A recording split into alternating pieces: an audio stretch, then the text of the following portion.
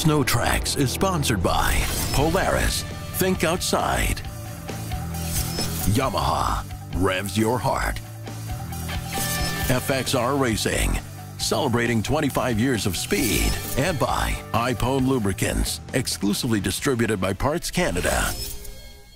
When I get asked for advice by a viewer, I take giving them a helpful response very seriously. One of the top 3 questions I get asked almost on a daily basis is, which sled should I buy? Obviously, there's no easy, universal answer to this question. Everyone is different riding areas, riding styles, must-have features, and of course, different general preferences. So when I do get asked this question, I take the asker through a process to help me understand them better and oftentimes to help them better understand themselves. A few weeks ago, one of my best friends, Stefan, whom you may recognize from past stories on the show, came to me with this exact query. He wants to upgrade his 2017 Polaris XCR 600 next season, but which new sled is the right one for him? So I said, come on over to the SnowTracks compound and we'll figure it out. And that's exactly what we're gonna do today. So I'm looking into buying a new snowmobile for next season, just to get something that's a bit newer and also something that is a little bit more versatile than my current sled. Something that has a little bit of a longer tunnel where I can attach like an extra gas can, a luggage bag or something like that. My current sled, I don't have the option to do that. One of the main reasons why I called Luke to get his opinion on which sled to buy is because I really do trust him. He's been around snowmobiles since forever, so I really do value his opinion. He talks good and bad about all of the different types and brands of sleds out there, and he's super knowledgeable. Before we start figuring out what kind of rider Stefan is and what he's looking for in a new sled, we need to answer the most basic question of all, and it relates to brand. Some people will only buy one brand, end of story, and that's totally fine. All brands are making great sleds nowadays. But some people have zero brand loyalty. They will pick a sled based solely on how it fits and performs, and this is Stefan. He really doesn't care what brand his sled is. However, he and I ride together almost every weekend, and oftentimes we'll swap sleds, or I'll just let him take one of our test units for the entire day, so he has ridden pretty much everything. Through all of this, he has found that he prefers how Polaris sleds fit, feel, and most importantly, handle more than the others, so he knows that is what he wants next. So Luke and I, we ride quite a bit together, like almost every weekend throughout the winter. Obviously, they always have the newest of all brands available. So I always have the opportunity to be able to try out all the different sleds. It's kind of a unique experience where I do have that advantage where I can physically try different snowmobiles, because it really helps me to see what I don't like and like of a particular snowmobile. Once I knew we were only looking at Polaris sleds, I decided to assemble our entire fleet of Polaris test units so he could look at all of them. But before we get into that, there's a few more things we need to figure out. The first is pretty straightforward. What type of rider is he? Does he ride off-trail? If so, how much? Is he an aggressive rider, or is he more mellow? We can gain a lot of insight into these questions by looking at what sled Stefan rides now, what he likes about it, and what vehicle traits he would like to improve on when buying a new sled. So my current sled is a 2017 Polaris XCR Rush 600. One thing that I really like is the handling. The handling, it's super predictable. The ergonomics of this sled, just the positioning of the handlebars to the comfort of the seat, it's something that you can go out and ride all day and put lots of miles on, and it's super comfortable and it just doesn't get boring.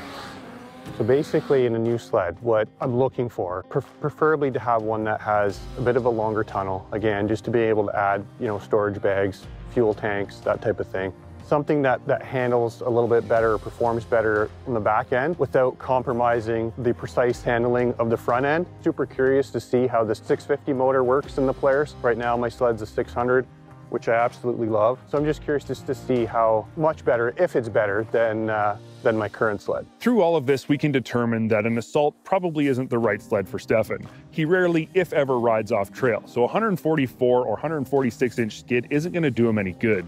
So now we know we're only looking at trail sleds. At this point, I thought it would be a good idea to go out and actually look at and talk about each of the sleds we have here.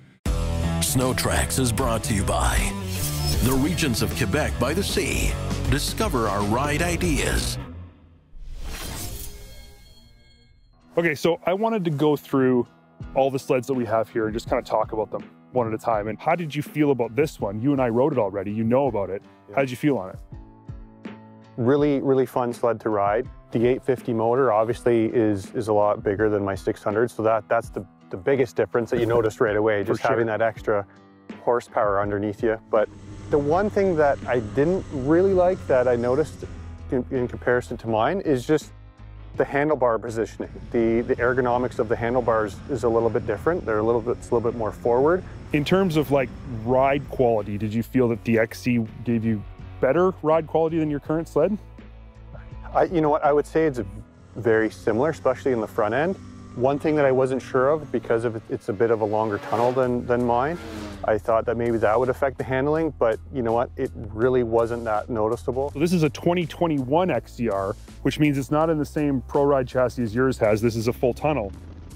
We rode this the other day, actually, and you rode it quite a bit that day. You spent pretty much the whole day on it. What did you think of this sled compared to yours? It was phenomenal. I really, had a blast riding this thing. The positioning and the ergonomics of the handlebars is very similar to my current setup, so that's one thing that I really like. The 129 tunnel, same as the XC, the different skid, everything worked really well. The front end, still super precise. That's kind of what keeps you coming back, isn't it? The front end is like... Absolutely, because for me, that's one thing that is really important to me. I want to be on a sled that, you know, I'm comfortable on, especially going around corners and stuff. I don't have to worry about, you know, it getting out of control. You've now got the XCR, comes with the Walker Velocity shocks. It has the vented brake. It has the other upgrades as an XCR. Do any of those things benefit you other than that XCR name on the side of the tunnel? The compromise, like these two snowmobiles are so comparable, the XC and the XCR. They're basically the same snowmobile. Yeah. They really are. If you really want the ultimate in ride quality from your Polaris XC chassis, these shocks are going to give you that. So you will actually notice a pretty drastic benefit to those shocks versus these ones. And the day we rode together, I actually noticed that. Yeah. This XC rode great. I have no complaints about it. That XCR rode better. The three that the two, I guess, but you know, yours included in here. Which of these sleds would you want? Like if you had to choose just between these ones, what would you choose? Right now, I'd say 100% leaning towards the XCR. Well, after our ride the other day, you came back and said, I'm buying this sled, right? Yeah, absolutely. I was like, I'm sold. This is it. Except that there's one of these sleds you haven't ridden yet, and I don't think you can make a decision until you have. I think you have to ride it, and that is, of course, the VR1. And of all the sleds here, this one is actually the perfect sled for you because it's a 650. These ones being 850s, you haven't yet experienced the 650 motor. You haven't ridden this yet, so you're fresh on this. Different ergonomics slightly. I actually prefer them to the XC. They're a little bit better wind protection, better fit and finish. You still get your Velocity shocks. You've obviously got that wicked 7S display that has it's just the best display ever. Yeah, that's pretty cool. So before you can make any more decisions, or before you can make your final decision and tell me which one you really, really are going to buy, we got to ride this sled. Okay, yeah. I think we should probably go do that right now. Yeah, let's do it. I'm excited.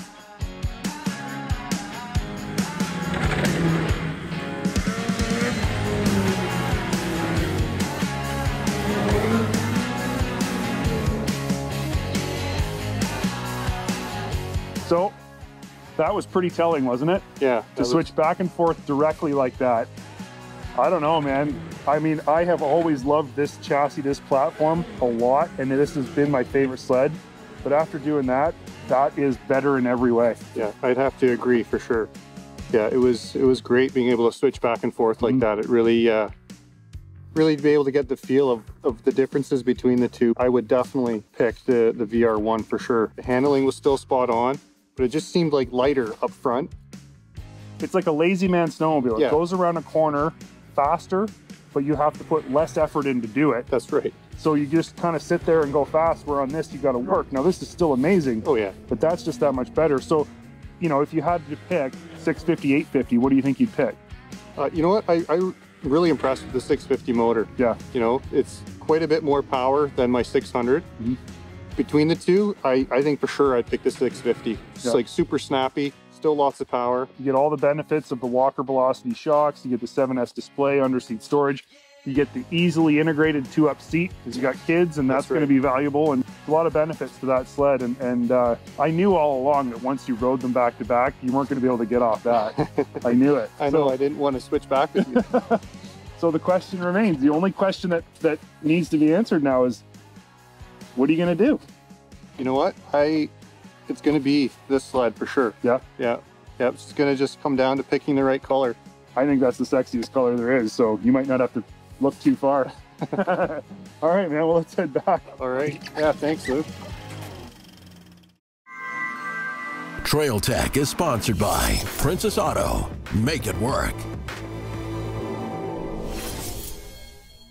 It seems like every year another new system pops up designed to mount accessories on the tunnel of your sled. Ski-Doo really started it all with Link, but Polaris wasn't far behind with their original lock and ride on the Axis and other previous models.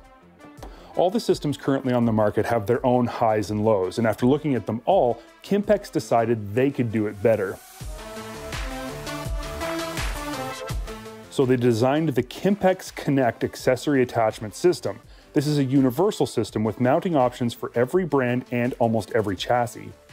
Today I want to illustrate a few different layouts for their most popular tunnel-mounted accessories, the Adventure Tunnel Bag and the gas can holder. The first setup I want to look at is on a Ski-Doo Renegade. This is a G4 chassis and the tunnel has pre-drilled link attachment points. Kympex sells an adapter plate that utilizes these factory-drilled holes so absolutely no modifications to your sled are required. Simply line up the holes, install the bolts, mount the Connect system, and install the bag. 10 minutes and you're done. At this point, it would be reasonable to ask the question, why would I put a Connect tunnel bag on my Ski-Doo when I can just use the Link system? And I have a few answers for this. First, the Kympex accessories are more affordable than the Link accessories. In my opinion, they are of equal quality though, so if you're on a tight budget, it may be a more feasible option. Second, maybe you have multiple brands of sleds in your fleet and want to share accessories between them. If that's your situation, Kympex Connect is a great choice. The next setup I want to talk about is adding the gas can to a Polaris Matrix. Now I know that the Matrix already utilizes Polaris's Lock and Ride Flex system, and we have their smaller storage bag installed already, but Polaris does not offer a gas can. This is something we've heard many of you talking about. In our opinion, the Kympex Connect Gas Caddy is the perfect solution to this problem, and it fits great behind the factory Polaris bag. Mounting Connect to a Polaris tunnel is even easier than the rest. The Polaris tunnel has a T-slot system built in. The Connect system uses this very same design, so you literally just drop in the mounts, do up the bolts. It takes 5 minutes.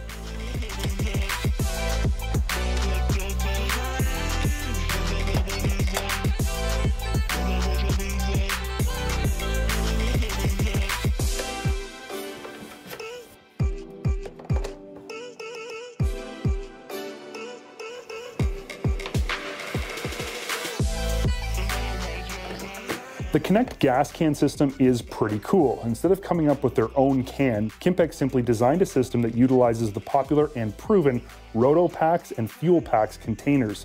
Kits are available to stack 2 containers on top of each other or stack another Connect accessory on top of the fuel can.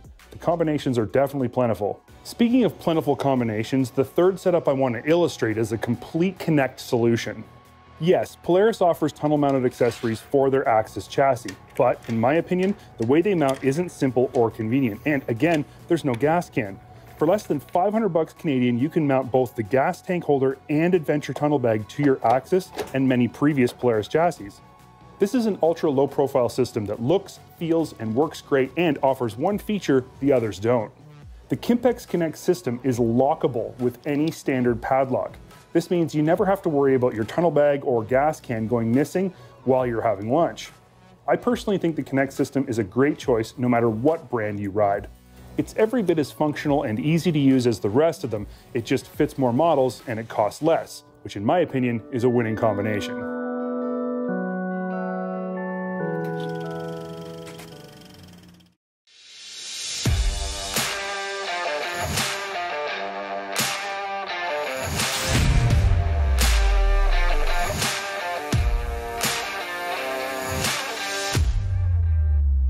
One of the number one things we get asked here at SnowTrax is to compare two vehicles that seem similar in some way.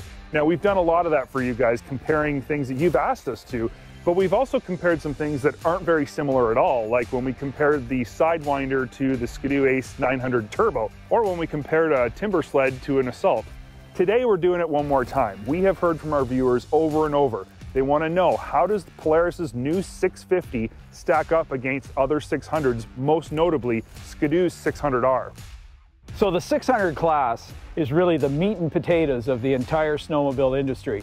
You've got to have a good, strong, winning 600cc sled in today's market because it is ultra competitive. And to prove the point, here goes Polaris rewriting the rules and coming out with a 650cc. Is a 650 really better than a 600? Find out now.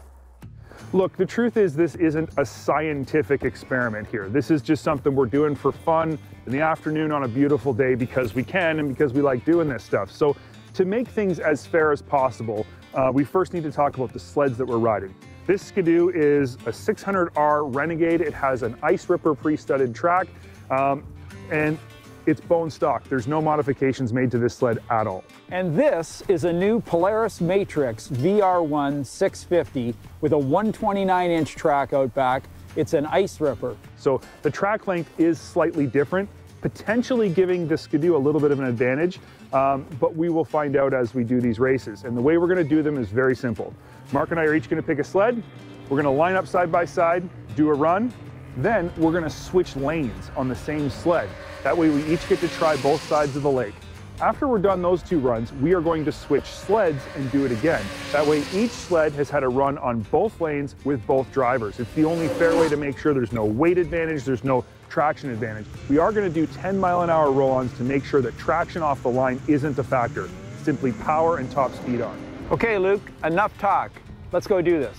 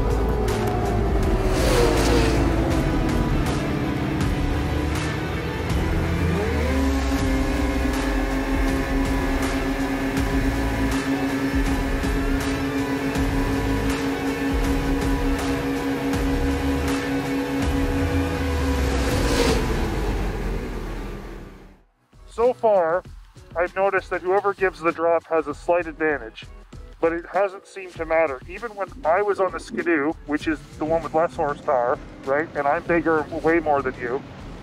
You blew my doors off on the Polaris, right? Yeah. But then when we switched, and I was on the Polaris, more weight, you're on the Ski-Doo, lighter, this Polaris still blew the doors off the Ski-Doo.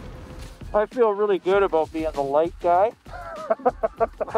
But as it sits, I mean, there's no replacement for displacement. Well, you're talking about basically just under a 10% displacement increase on this, right? Yeah. And they claim a 10% horsepower increase. Right. Which makes sense, 10%, 10%. So this is somewhere in the neighborhood of like 140 plus, right?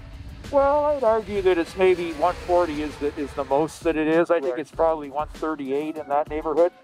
You can't tell any lies when you do that on the lake. You can tell which is faster. What's impressive to me is how when the VR1 ships out, it just keeps freight training. It pulls off the line, Yeah. even though that may or may not have more traction when we hit the throttle. This still pulls right from the get-go. I think we got to give some props though to Ski-Doo. I mean, let's be honest here. This is a 600, Yep. and they claim 125 horsepower. Well, that being said, you know, 125 doesn't trump 138, right? I mean, Yep. So the Ski-Doo is very capable. It is not by any definition slow, but if this engine has such a huge bubble of torque in the mid-range that it really is way more fun than anything else on the trail. Well, I hope you guys enjoyed this. It wasn't very scientific, but it was definitely a lot of fun, and I think it proved a very interesting point. A 650 is faster than a 600. Yeah, wouldn't you know it? It kind of should be, though, because it is a bigger motor. So did we really prove anything at all other than ride snowmobiles on a lake on a beautiful day is a ton of fun?